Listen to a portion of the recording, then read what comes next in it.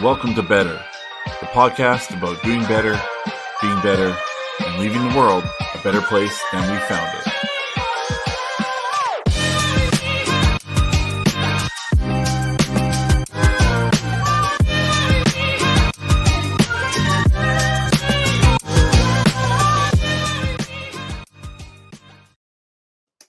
Man, I love our theme song. I love that beat. That is such a good beat. Welcome to Better. I am Jay, your host, and Better is all about doing better, being better, making the world a better place. This episode is actually inspired by a question from somebody online. I have talked regularly about loyalty, and they wanted to know where the line is for loyalty. So that's what we're going to talk about. I also have a better moment from a great guy, Jefferson White. He played Jimmy on Yellowstone, a character that I don't think anybody intended to become a fan favorite, but boy, did Jimmy ever win over the hearts and minds of many. Before we do that, though, The Last First Date, my book, it is out on Amazon, hardcover, paperback, ebook, audiobook is coming. It's also on Amazon Unlimited if you want to just read it that way. The Last First Date, check it out. Okay. Now, let's talk loyalty. So, here's the thing about loyalty is that I've preached it a lot on this show. My guests have spoken about loyalty, but there is a definite complexity to loyalty. I have said many times that I am loyal to a fault. I'll give you an example.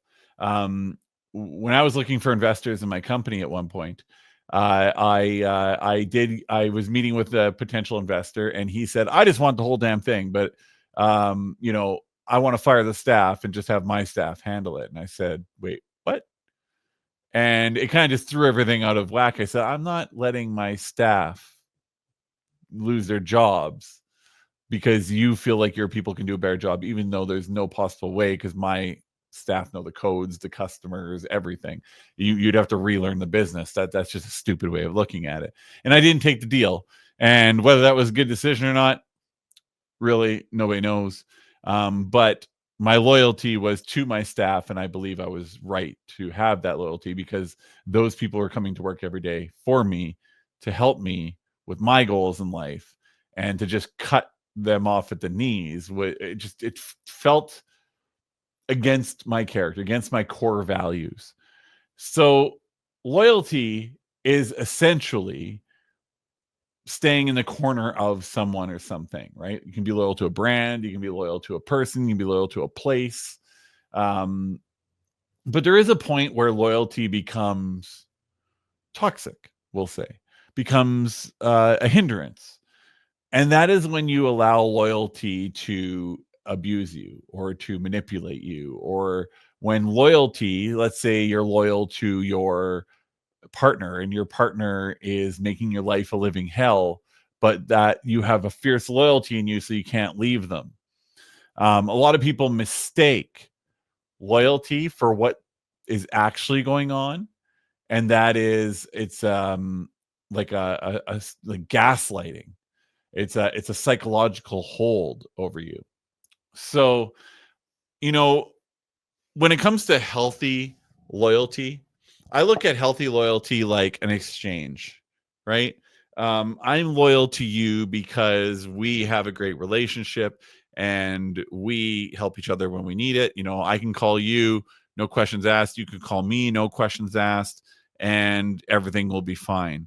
But I had an interesting conversation with a friend actually today that, now that I think about it, it kind of works into this. So we have a mutual friend who I've worked with him in the past. He worked for him in the past, and he just went to jail today. And he was doing some bad stuff, and he was involved with some bad people, and my friend who's closer with this person that went to jail said, I was loyal. I didn't, I was one of those people that didn't just write him off as a result of just because he'd gone through this thing.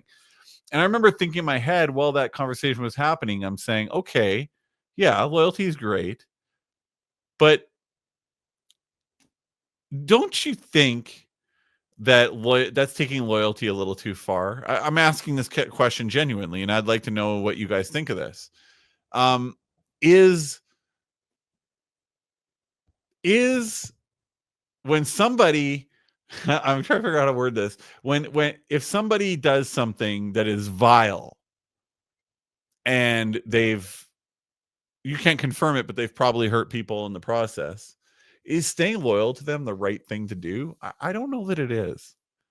I feel like I feel like, people need to lose everything and hit rock bottom to change their ways a lot of times, especially when they're doing something illegal that is harming people. So in that instance, I would say loyalty is probably toxic. But the loyalty I would actually really like to dive into is actually I'll put a bow on that. So uh, I believe that loyalty, when used as a weapon, not a tool, is a huge problem. It's a huge mistake. You know, staying loyal to someone who has done something really bad, but not necessarily to you, it's a personal choice. I'm not going to tell you what to do, but I would just say that if somebody is doing something without the consideration for others, maybe you should take into consideration the fact that they would do that to you. And your loyalty should be at least loyalty with caution. Don't allow people to exploit your loyalty simply because you've had it for them in the past. That's what I would say about that. But let's get to a less profound loyalty, but still an important one for everybody. So I'm doing this book release party on Sunday, right? For The Last First Date, available on Amazon. Go cop it. So I'm doing this release party, and I have this one friend who I don't really understand. And then I went back in conversations. I'm like, she did this to me twice. So this is somebody who I was, had a great friendship with at one point. We don't talk as much anymore. Life has diverged, and we've gone in separate directions. She had kids, I didn't. These sorts of things, right? But so I invited her to the book release, and she says, "Absolutely." In fact, you know what? Here's what I'm going to do. I am going to read to you this conversation. It's really kind of mind-blowing to me. I'm not going to tell you who it is. I'm not going to put anybody on blast here or dox anybody or anything, but I just want to use this as an example. Okay. So I said, I'm going to omit, nicknames and stuff like that. Hey, you should definitely come to this one. It's going to be quite the night. So I put that because she liked my status about my book release. Okay. And she said, hello, it sounds like quite the night. I'd love to. I said, got it, dude?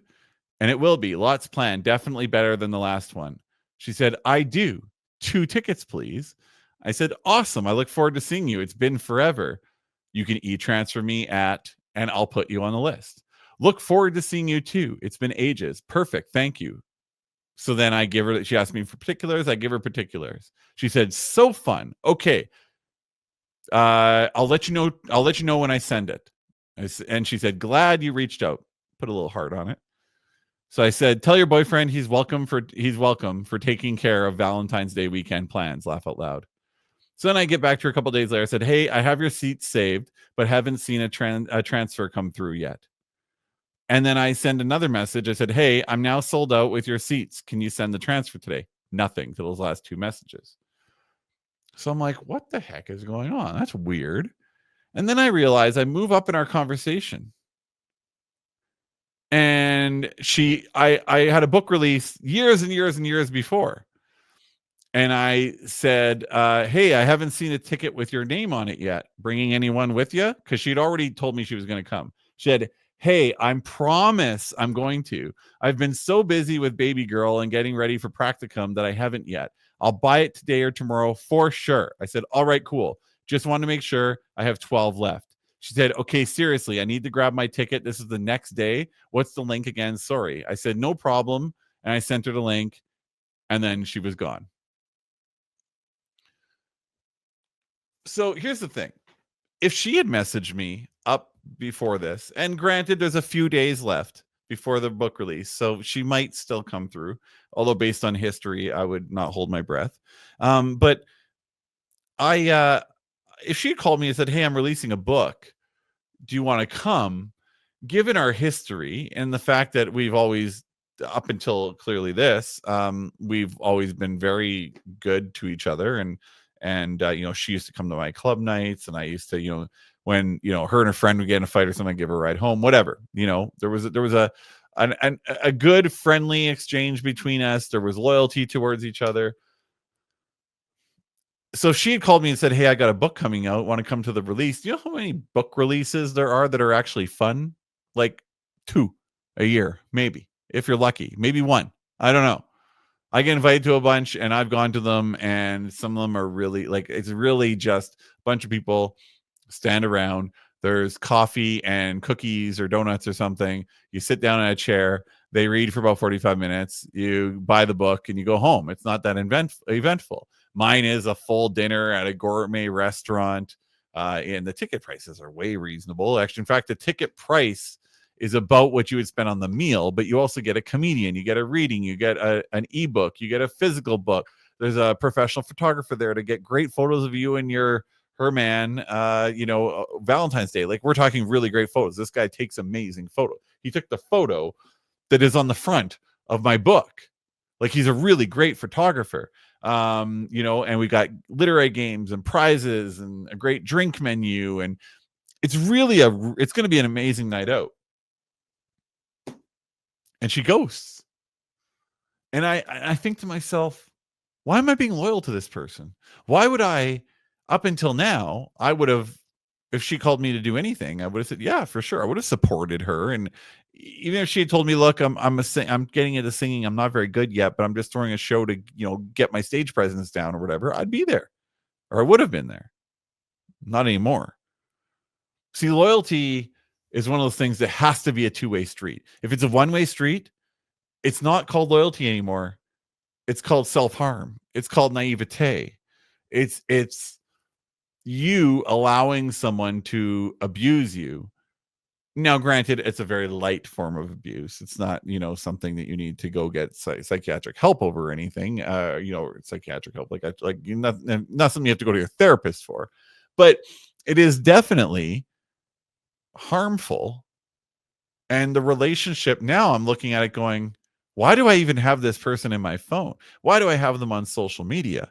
And then it goes even further. There's people that I've been to their events, or I've gone to their birthday, or, I've helped them out with a job, or I got them in past the line at a nightclub, or I got them tickets for a Jets game or whatever. Right. There's those people who I message and say, hey, I got a book release coming up. Like, you should come. They read it and they don't reply. So I got a real world example for you of what happens when this happens to me. So I sent this guy a message and I said, hey, I got this book release coming up. You came to the last one, years and years ago, because I haven't written a book in a long time. I would love to see you out, man. I haven't seen you in a long time. Reads it, doesn't reply. Okay. I see him posting constantly. As things are continuing on over the days and weeks afterwards, because I sent him this message, I think at the beginning of January, maybe, because it's now mid-February that I'm taping this, and this book release is happening February 16th. So I send him this message. He puts me on read. He's constantly on social media. Okay, I run into him, and he comes up to me and he's like, hey man, how's it going? I look at him and I just start walking away. And he's like, what the fuck? I can hear him under his breath, like, what the fuck was that? And I turned around and I said, I'm just doing in real life what you just did in the DMs on Instagram. And I just walked away. See, here's the thing. This guy, actually, I've done quite a few favors for. And he did come to my release. He used to come to my club stuff. But he clearly has no interest in maintaining that loyalty with me, right? So I didn't get a message back from like, oh man, I'm so sorry I put you on read and whatever. Nothing. No correspondence.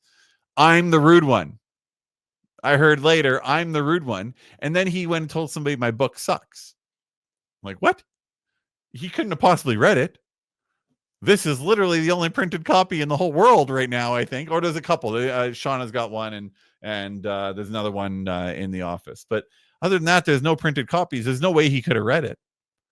If you think my book sucks, fine. Not everyone's going to love what I write. I hope more people love it than don't, but not everybody's going to. That's the nature of art, right?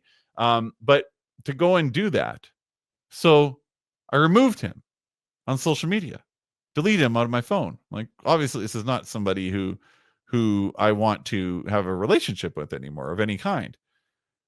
And this guy sends me a message and says, "What's wrong with you? Why did you remove me off of everything? We've been such good friends for so long." I said, "Yeah, such good friends that when I'm asking you for support, and also I'm offering an incredible night out for you and your girl, while you support me, you leave me on read, you post on social media and everything. Look, this whole thing about, oh, I saw the message, but I didn't have time to respond, or I didn't see the message, or what, it's all bullshit. It's all bullshit because these phones are in, I'm filming a podcast right now and my phone is in my lap. These phones are like appendages. It's like, this is my hand now, right? And it's such nonsense for somebody to say, "Oh, I didn't see it," or "I got busy," or whatever. Okay.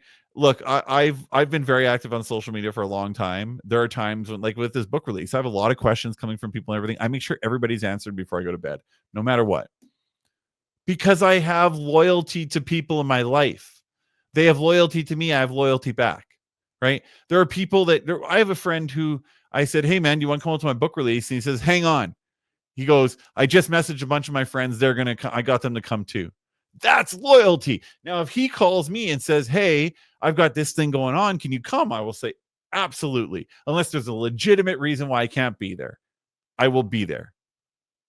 And if I can't be there, here's the other part about loyalty. Loyalty is not like, "Hey, okay, tit for tat." Loyalty is also like, "Hey, I can't be there, but I will support," or whatever. And I did have a friend do that too. They couldn't come to the book release. You know what he did? He sent me a bunch of money and said, "Here, this is how much my ticket would be and how much my wife's ticket would be.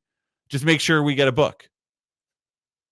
You know, I would have loved for him and his wife to be at the book release, but they're too busy for it. They got a lot going on there. I think they're going away on a trip on the 20th, and there's just a lot to figure out. They go on like 2-month-long trips. So I get it. I understand. Right? Loyalty should only be with consideration amongst two parties. That's the best way I would say it. Loyalty should only be given when there's consideration amongst the two parties. I hate to think of relationships as transactional, but they kind of are, right? If I give you my love, I expect your love back. If I give you my time, I expect you to give me time back. That's what it's not so transactional. Like, if I give you money, you have to be my friend. Now that's ridiculous, and then we see that in the world of celebrity and everything, and that's crazy, right? Like what Mike Tyson went through. He went bankrupt because all of his friends were hanging on, and as long as he had money, they were there. The second his money dried up, they were gone. That's ridiculous, but that's a really deep transactional relationship. But loyalty is transactional. It's, I respect you, you respect me. I love you, you love me. I will come to your stuff, you will come to mine. These sorts of things. That's what loyalty is. It's to have each other's back. So look, more than enough people coming to my book release. I'm not worried about it. I'm not here to complain. The reason this episode is so timely is because of everything that's been happening with the book release and these people that have asked me for favor after favor after favor for all these years, and then they leave me on read. Not cool, right? And I think it's really important for us to identify who we should be loyal to, and we should regularly assess whether that loyalty should continue. I always think back to my childhood. My parents we were the party house, not in a destructive way, but in the, my parents always had a bunch of friends over, board game nights and drinking nights and backyard parties and block parties and things like that, right? They don't see any of them anymore. None of them show up. They don't get invited to stuff, right? And you got to go, At some point, my parents finally said, "What are we doing? This is crazy." And then these people come and they say, "Oh, you haven't had a party in a long time. You should really do it." Oh yeah, yeah, because I like spending hundreds upon hundreds of dollars on food and all this stuff, and getting my house destroyed, my backyard destroyed. Destroyed is obviously embellishment, but there's a lot of cleaning afterwards and all that sort. Yeah, I like to do that stuff, but then people just ghost me until the next one. And people are like offended over the fact that they weren't throwing parties anymore. Why do you deserve a party? You don't. So I think a really healthy way to do better, and I talk a lot about, having positive influences and positive people in your life, that how important that is, how important that's been for me, how important that's been for my guests. I, um, I really think that this is something you should be looking at regularly. Like, let's say once a month, once a quarter, at least once every 6 months. Who did I do for? Who did I do something for? Okay, I did something for Shauna, Jay, and Ben. Okay. All right. Now, you know, I have something coming up. Are they going to reciprocate? Or at least, if they can't, figure out a way to make it right? No? Maybe I won't invite them to the next thing. See what happens. Right? Loyalty is largely a zero sum game. And I really hope that y'all got some loyal people in your lives, because I mean, Shauna is fiercely loyal, right? I have never been in a relationship where a girlfriend says to me, "Hey, I'm going to go to Europe for 3 weeks with my girlfriend," and me not have a little thing in the back of my head like, should I trust this? But with Shauna, I'm like, yeah, okay, go have fun. Because I know she's loyal to me. I know she would never cheat. I know she would never put others before us. She's loyal. My mom drives me crazy with technology and tech support and all that. Today, I had to do tech support for her, and she just would not listen to me over a couple things. Right, drives me nuts in that regard. But she's fiercely loyal to me. If I have an event I'm throwing, she's one of the first people that wants to be involved in it. She's worked for me. I've had her back through sickness and all these sorts of things. We have each other's backs 100%. There's lots of people like that in my life, which I'm very thankful for. You should really take note of those people. Those are the real people in your life. So if you look at somebody that's got a ton of friends, chances are they haven't done a loyalty test on those people. I'd be very curious. Like, my sister and her husband have a lot of friends, so many friends. Every time I talk to them, it's like, holy crap, you guys have like 100,000 friends. It's insane. But I'd be very curious to see how many of those people are actually friends. I know, like, they have a friend Josh who's super loyal and he's a really great guy. Kyle and Shanny, people like that. But I bet you, if they really sat down and thought of it, who's loyal to me, who deserves my friendship, I bet you a lot of people would not make the cut. So, on that note, do the loyalty test. See how it goes. And don't allow people into your life that aren't loyal, but make sure that you're loyal, because that'll make you a better person. And to end this one off, I promised you that I have a better moment with Jefferson White, the one and only Jimmy from Yellowstone. Let's check it out together. Hey, my friend. I've been thinking, Jefferson White here, Jimmy from Yellowstone. I've been thinking about a time that I had to do better, to be better. And as Yellowstone comes to an end, it really just makes me think about the beginning of Yellowstone. I had never ridden a horse in my life. I had never touched a horse in my life. And there was this kind of make or break moment that was like, okay, am I going to get comfortable with this? Am I going to figure this out?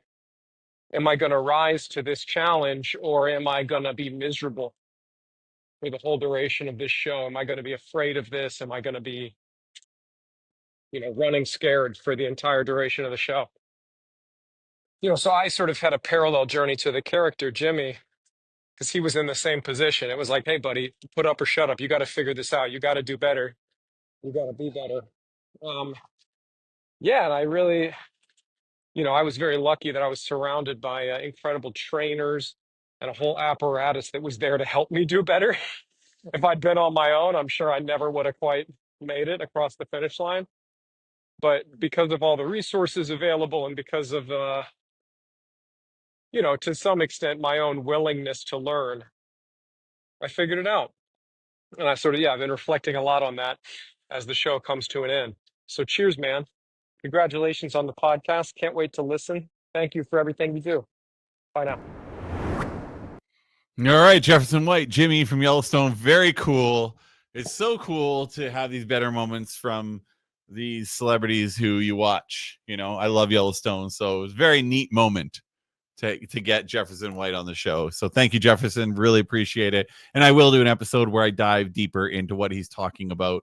And we're going to be doing this. That's why I said it's going to be like season 3 of the show, where I'm taking all the better moments and I'm really just examining them and doing a little bit of follow-up and those sorts of things. So thank you, Jefferson. I hope you guys took a little bit away from what Jefferson had to say and what I had to say about loyalty. Leave a comment. Sometimes when I do this show, and I want this to be a positive show, I feel like it can go into a little bit of a negative space, right? I was talking a lot about, the negative side of loyalty.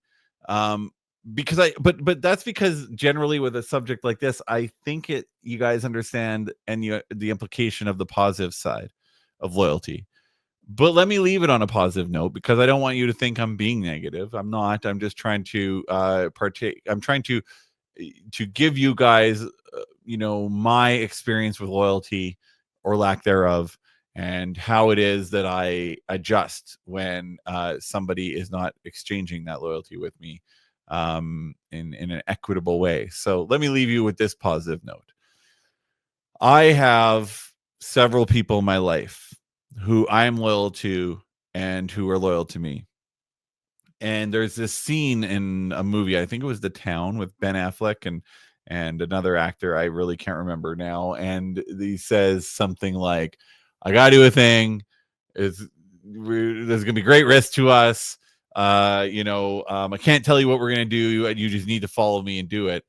And the guy responds, whose car are we gonna take? Right? And it's like, okay, there's fierce loyalty there.